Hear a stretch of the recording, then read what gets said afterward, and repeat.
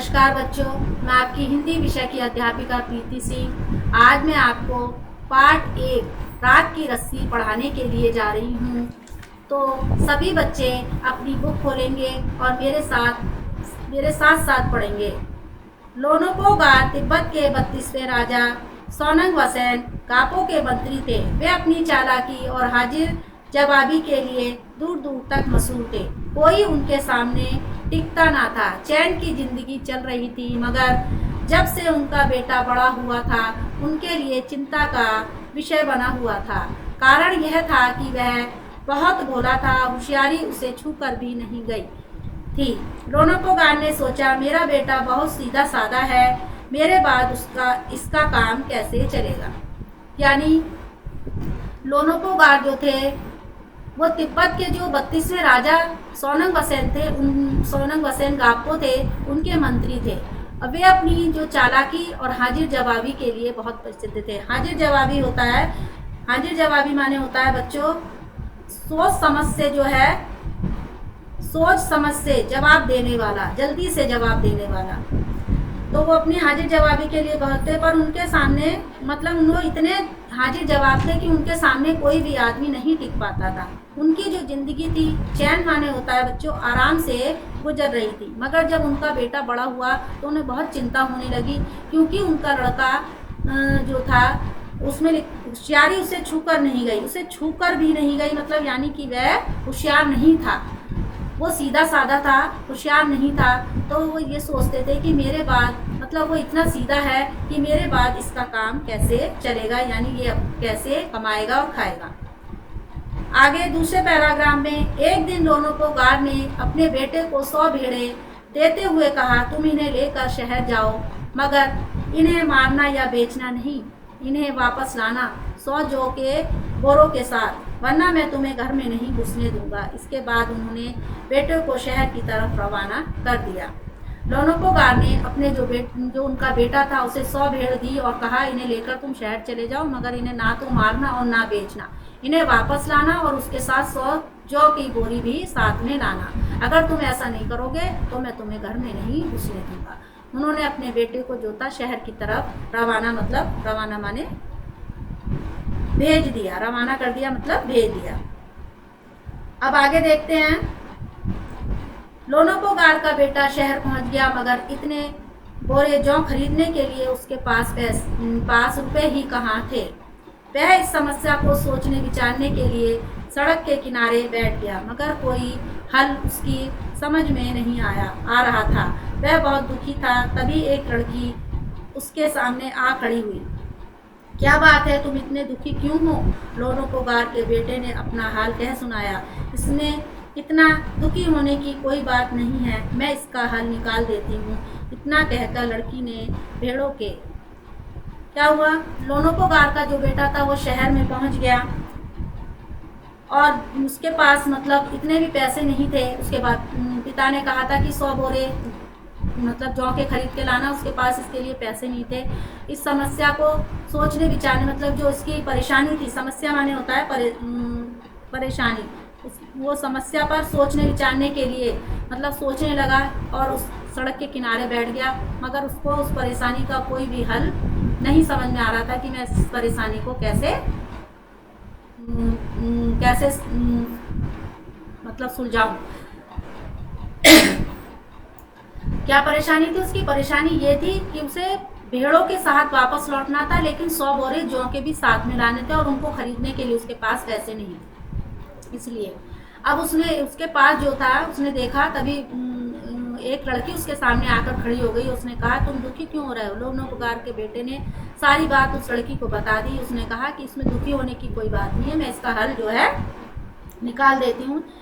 इतना कहकर लड़की ने आगे देखो पेज पे बाल उतारे, उन्होंने बाजार में बेच दिया। जो रुपए मिले उनसे जौ के 100 बोरे खरीद कर उसे घर वापस भेज दिया। मतलब उसने क्या करा, भेड़ों के जो बाल थे उन्हें उतारे और उन्हें जो था बाजार में बेच दिया, और जो उनसे रुपए मिले उनके जो थे 100 बोरे के जौ के खरीद कर उसे घर भेज दिया, मतलब तुम अपने घर चले जाओ। आगे देखो, लोनोपोगार के बेटे को लगा कि उसका पिता बहुत खुश होंगे, मगर अब उसकी आप बीती पर उन्होंने ध्यान नहीं दिया। वे उठकर कमरे के बाहर चले गए। दूसरे दिन उन्होंने अपने बेटे को बुलाकर कहा, पिछली बार भेड़ों के बाल उतार कर बेचना मुझे जरा भी पसंद नहीं आया। अब तुम दोबारा उन्हीं भेड़ों को लेकर जाओ, उनके साथ जौ के 100 बोरे लेकर ही लौटना।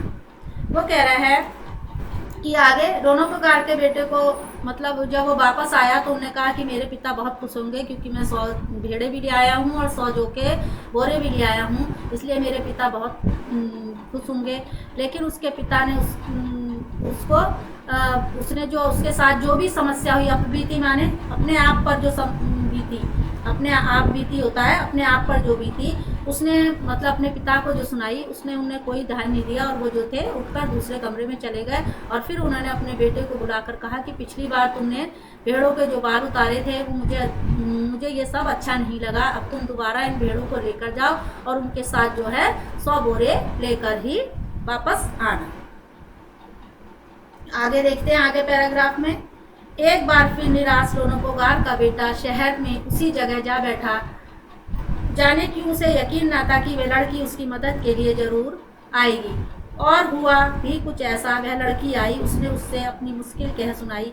अब तो बिना जौ के 100 बोरों में के मेरे पिता मुझे घर में नहीं घुसने देंगे। लड़की सोच कर बोली, एक तरीका है। उसने भेड़ों के सींग काट लिए, उन्हें बेचकर जो रुपए मिले उनसे 100 बोरे जौ खरीदे। बोरे लोनोपोगार के बेटे को सौंप कर लड़की ने उसे घर भेज दिया।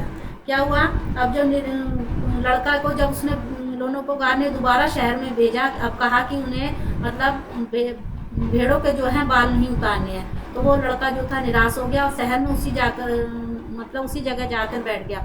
लेकिन उसे ये यकीन था कि वो लड़की उसकी मदद के लिए जरूर आएगी, पर हुआ भी कुछ ऐसा ही। वो लड़की जो थी उसकी मदद के लिए आ गई और उसने जो थी अपनी सारी जो समस्या थी उसे सुना दी। अब वो जो उसने कहा कि अगर मैं लेकर 100 बोरे जौ के नहीं लेके जाऊंगा तो मेरे पिताजी मुझे घर में नहीं घुसने देंगे। तो लड़की ने क्या है, उसने एक तरीका सोचा। उसने आप क्या करा, भेड़ों के सींग काट लिए और उन्हें बेचकर जो रुपए मिले उनसे क्या करा, उसने जौ के बोरे खरीदे और लोनोपोगार के बेटे को उसके घर वापस भेज दिया। आगे देखते हैं, भेड़ और जौ के बोरे पिता के हवाले करते हुए लोनोपोगार का बेटा खुश था। उसने विजयी भाव से सारी कहानी कह सुनाई। सुनकर लोनोपोगार बोले, उस लड़की से कहो कि हमें 9 हाथ लंबी राख की रस्सी बनाकर दे। उसके बेटे ने लड़की के पास जाकर पिता का संदेश दोहरा दिया। लड़की ने एक शर्त रखी, मैं रस्सी तो बना दूंगी मगर तुम्हारे पिता को वह गले में पहननी होगी। लोनोपोगार ने सोचा, ऐसी रस्सी बनाना ही असंभव है, इसीलिए लड़की की शर्त मंजूर कर ली। क्या हुआ, भेड़ और जौ के जो बोरे लेकर अपने पिता को हवाले करते हुए, मतलब हवाले होता है बच्चों देते हुए, हवाले करते हुए मतलब देते हुए, उसका लड़का जो था बहुत खुश था। विजयी भाव होता है जीत के भाव से।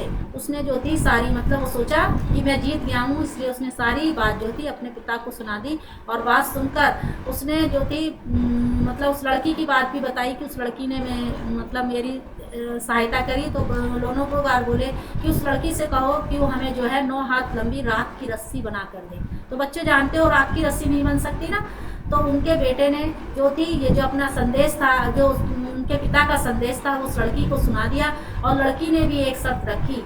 उस लड़की ने कहा, मैं राख की रस्सी बना तो दूंगी लेकिन तुम्हारे पिता को उसे गले में पहननी होगी। लोनोपोगार जो था वो सोच रहा था कि ऐसी रस्सी बनाना असंभव है। असंभव मतलब नामुमकिन है, ऐसी रस्सी बनाना नामुमकिन है। इसलिए उसने जो थी लड़की ने जो शर्त रखी थी वो उसने मंजूर कर ली, मतलब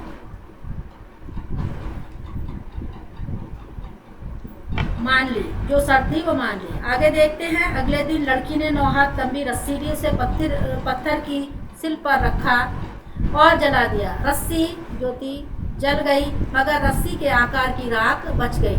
इसे वह सिल समेत लोनोपोगार के पास ले गई और उसे पहनने के लिए कहा।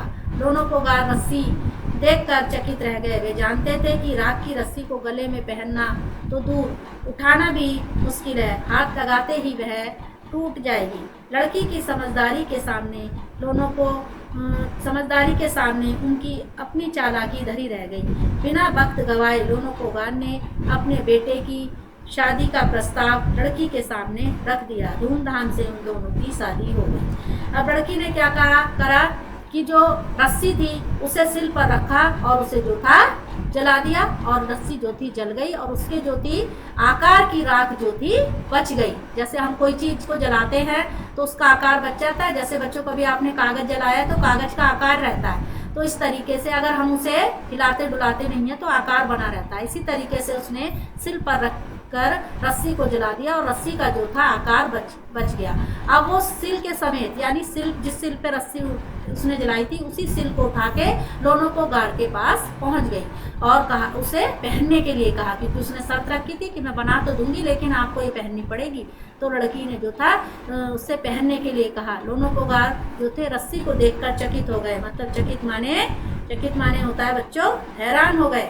और वे जानते थे कि मतलब जो राख की रस्सी को अपने गले में पहनना तो दूर, उठाना भी बहुत मुश्किल है। जैसे हम कोई चीज़ जलाते हैं और उसको उठाते हैं तो उसका जो है आकार टूट जाता है। इसी तरीके से उन्होंने सोचा कि इसे तो पहनना तो बहुत ही मुश्किल है, इसको तो हाथ लगाने में ही टूट जाएगी। लड़की की समझदारी के सामने, लड़की इतनी समझदार थी कि उनकी जो चालाकी थी वो क्या रह गई, धरी रह गई, मतलब रखी रह गई। धरी रह गई मतलब रखी रह गई। इतनी समझदार थी लड़की की लोनोकोगार की जो चालाकी थी वो भी उसके सामने रखी रह गई। बिना वक्त गवाए लोनोकोगार ने अपनी बेटी का, मतलब बिना वक्त गवाए मतलब वक्त को गवाते हुए, मतलब बेकार ना करते हुए लोनोकोगार ने जो है शादी का प्रस्ताव माने होता है बच्चों सुझाव, बात जो शादी की बात थी वो लड़की के सामने रख दी कि मतलब मैं अपने लड़के की शादी तुम्हारे साथ करना चाहता हूँ, ये उसका प्रस्ताव था। लड़की ने जो थी सामने रख दी और धूमधाम से उन दोनों की शादी हो गई। तो बच्चों हमने अब ये पहला पार्ट पढ़ा है। अब दूसरी वीडियो में दूसरे पार्ट को लेकर हम आपके सामने प्रस्तुत होंगे। धन्यवाद।